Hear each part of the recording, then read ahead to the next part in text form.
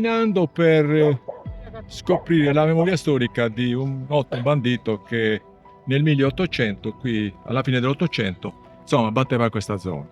Sulle orme del bandito Linzas. È un sabato mattina di novembre. 4 amici, non più giovani ma ancora animati dalla curiosità di un tempo, si ritrovano ai piedi di una montagna del Basso Sulcis.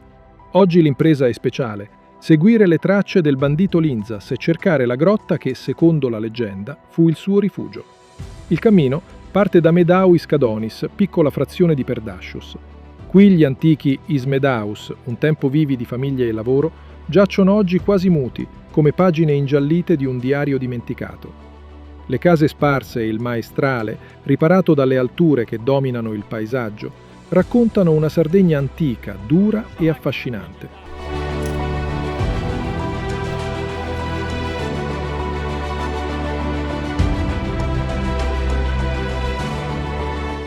A guidarci è l'amico che ha trascorso qui la sua giovinezza.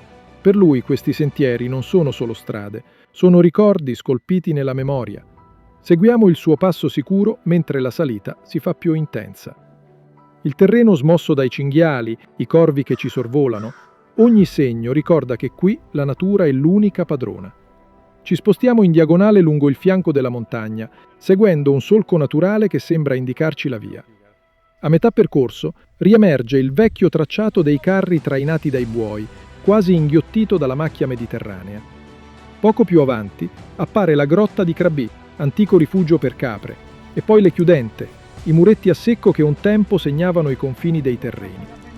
È quasi mezzogiorno quando raggiungiamo la nostra meta, la tana del bandito Linzas, un nome che, da solo, evoca storia di un fuorilegge temuto e rispettato.